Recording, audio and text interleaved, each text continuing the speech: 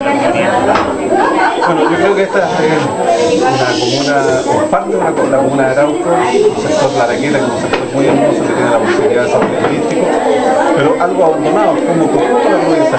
Creo que las solicitudes que hacen pueden ser variadas, pero son lógicas. Una obra es el mirador que sin duda todo sector turístico puede tenerlo, y tenemos un terreno de ferrocarril, a lo mejor falta una buena gestión. Segundo, el tema de las viviendas. No hay duda que eso es una necesidad. Hoy día hay una política habitacional sobre la cual poder recurrir, y a lo mejor por un problema de gestión, por un problema de educación no se está llegando. Tercero, estamos al lado del mar. Ustedes ven que estamos muy cerca, con viviendas muy cerca al lado del mar.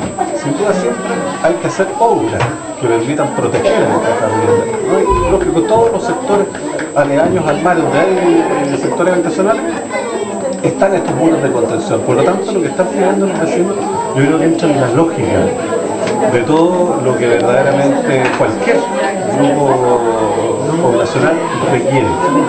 Hemos venido hasta aquí con mucha satisfacción porque escuchar esta solicitud y poder ayudar a nosotros nos parece que es un camino muy adecuado y una responsabilidad que nosotros tenemos. Pero yo no veo que sean demasiadas las solicitudes, que sean algo descabelladas. Todo lo contrario, ¿quién nos aspira a tener protecciones frente al hermoso marco que estamos al frente y quién nos aspira a mejorar como dato turístico todo lo que es este sector? Así que yo creo que esta Junta de Vecinos ha hecho una propuesta muy central.